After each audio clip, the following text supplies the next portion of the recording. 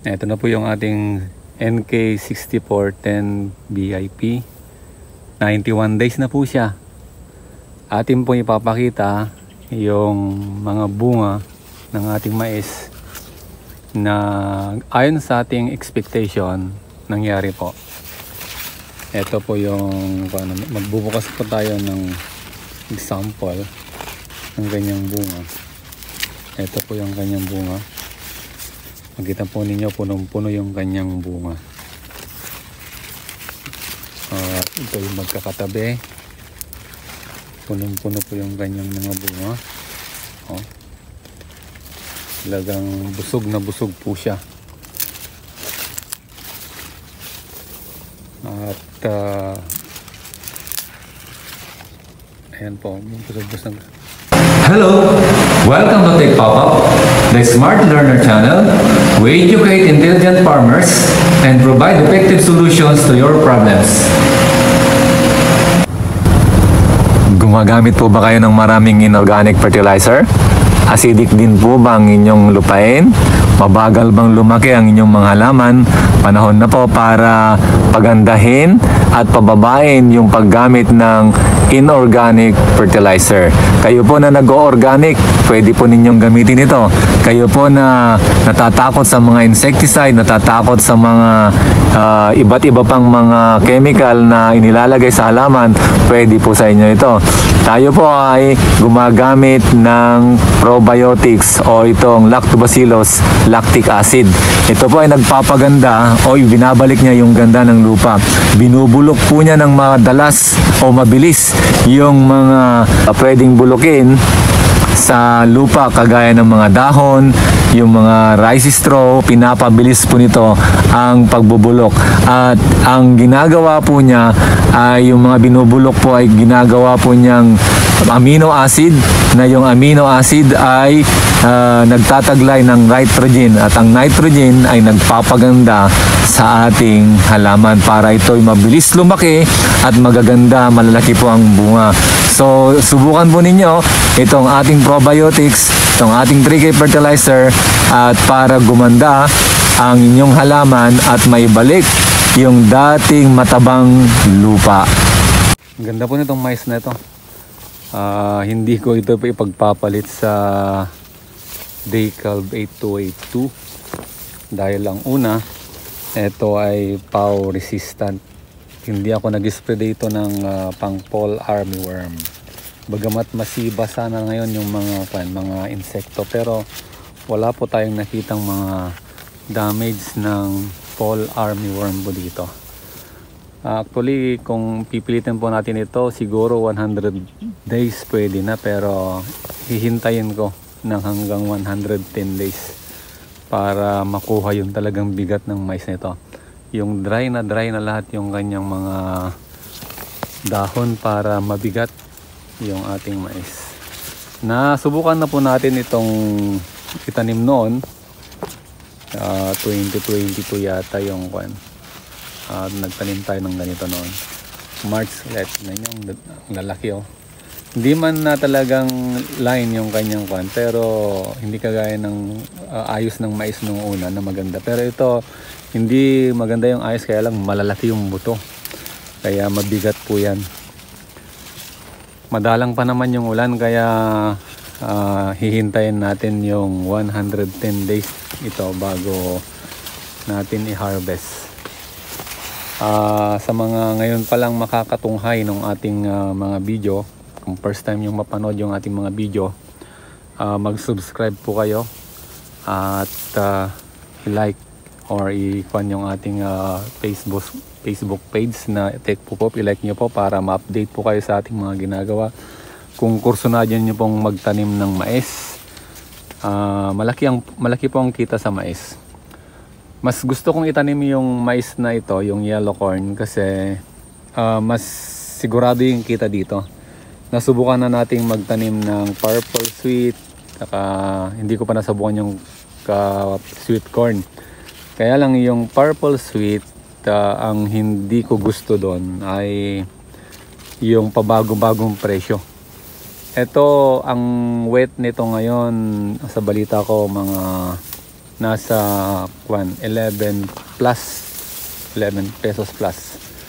So nung huli akong magmais ng ganito, ang presyo sa aking mais ay 10 lang yata o 11 din. Yung 3,000 square meter ay nakakuha ko ng 3 tons din. At ang napagbentahan ko dun kulang-kulang 50,000. Ito, itong aking sarili dito, mahigit kalahating hektarya. Kaya sana umabot ako ng 70,000 ulit dito. Yun lang yung expectation ko, pero siguro mas mataas kung mas mabigat ito. Kasi nung nakalipas, nung March, yung ating inani ay Dekalb 8282. Akala ko mabigat. I-compare ko ngayon dahil parehas ito na dinaanan ng talagang tagtuyot. Ito yung naiwang mga Dekalb. Ganito yung mga bunga ng mga mais na kung itatanim natin ulit yung aanihin, ganito yung magiging bunga. Ito Dekalb 8282 ito. Dahil ito yung mga tumubo na hindi ko na binunot ito. Maliliit yung kanilang mga bunga. Ito, yung mga yan. Dekalb 8282 yung mga yan. Yung mga naitanim na malalaking bunga, yan po yung NK6410. So,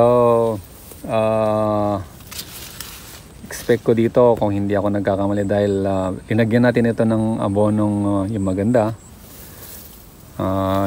Dahil wala itong mga masyadong mga bungi-bungi dahil ang nilagay natin po dito yung nilagyan po natin ito ng winner. Maganda po yung winner.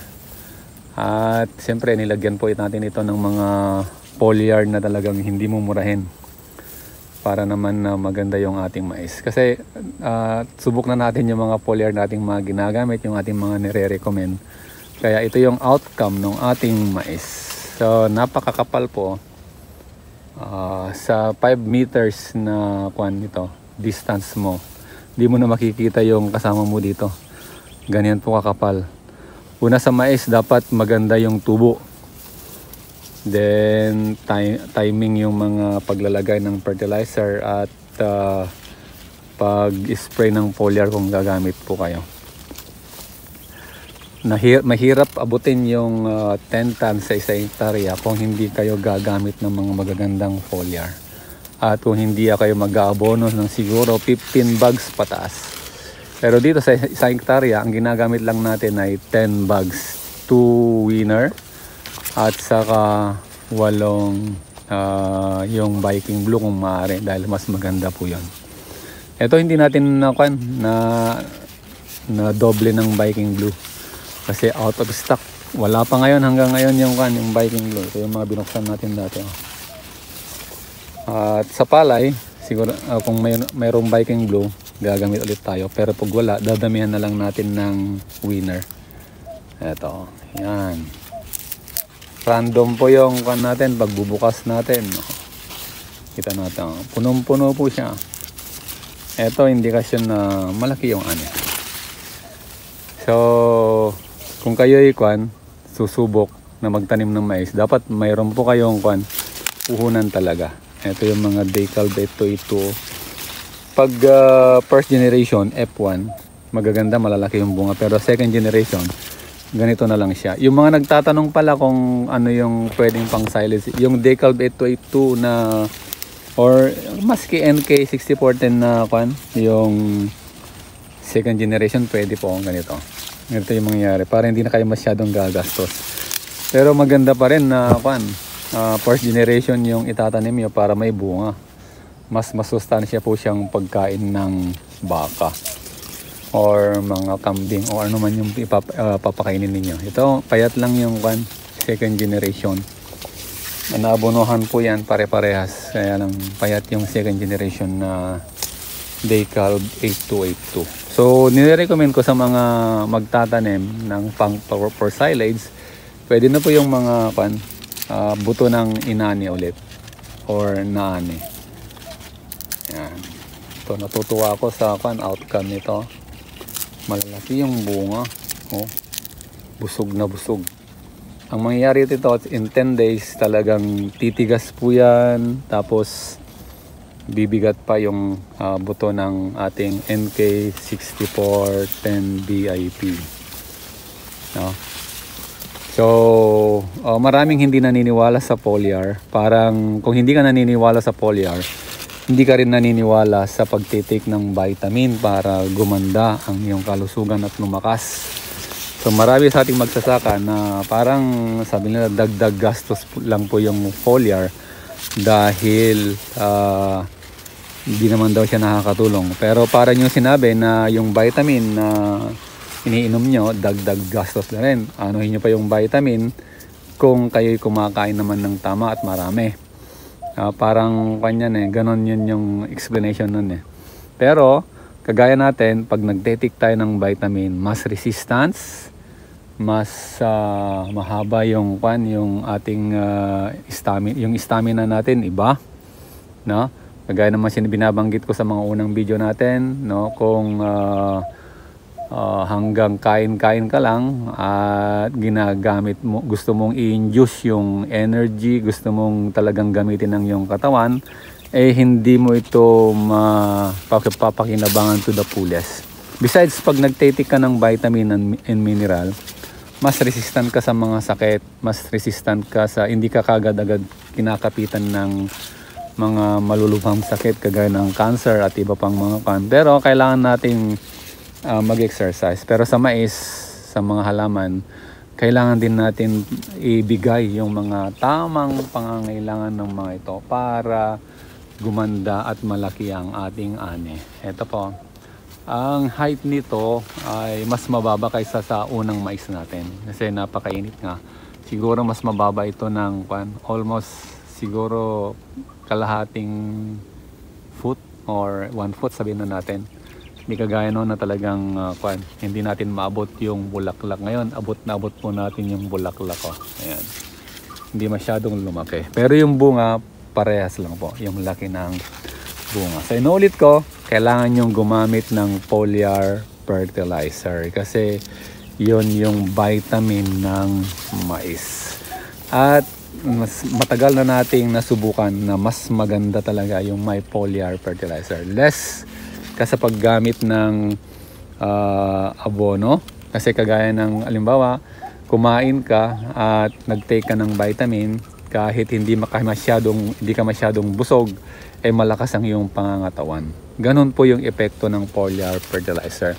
Kapag nag-take ka ng linagyan mo ng foliar fertilizer itong mga tanim na mais, magiging mas masiba po sila. Kagaya nung ginagamit nating power grower, ay talagang pinapatakaw niya itong ating mais kaya malalaki. At yung ating tricky fertilizer, binabalik niya yung ganda ng inyong lupa at tinutulungan niya yung halaman para sumipsip ng nitrogen. Kasi yung ating tricky fertilizer, lumilikha siya ng amino acid, na yung amino acid nag-create siya ng nitrogen para mas lalong gumanda at maging ma-healthy yung ating mga halaman. Kaya lagi natin ginagamit yun. Besides, sa lupa, dito ngayon, ang daming mga bulate. Talagang nung tayo ay nag-prepare ng pupunlaan, ang daming mga bulate. Yun ang outcome kapag gumagamit tayo ng tricky fertilizer. Nare-restore niya po yung lupa. Mayroon pang mga camaro, maraming mga iba pang mga yung mga talagang insects na talagang nakakatulong sa mga magsasaka. So ganyan po, para ma-educate po kayo, lagi po kayong bumalik sa ating channel, mag-subscribe po kayo para dumami ang inyong kalaman, dumaki ang inyong kita, umadunad kayo bilang farmer. Kasi kung paulit-ulit lang ang inyong ginagawa, sayang po ang taon na nililipas kung hindi nyo mararanasan, hindi nyo ma-experience man lang yung umani ng malaki. Sino po ba sa inyo nakaranas na umani ng 10 tons sa isang hektarya? Kung hindi pa ninyo naranasang umani ng 10 tons sa isang hektarya, mag-comment nga na gusto kong anihin yung 10 tons sa isang hektarya. So maraming salamat sa patuloy na panonood. Sa mga nakarating dito, paki-comment po kung kayo ay nakaranas na, or kung hindi pa, paki-comment din po para malaman natin yung ating ibibigay ng mga kaalaman sa inyo para kayo rin makaranas na umani ng 10 tons pataas sa isang hektarya. Layunin po nating makatulong. So God bless po.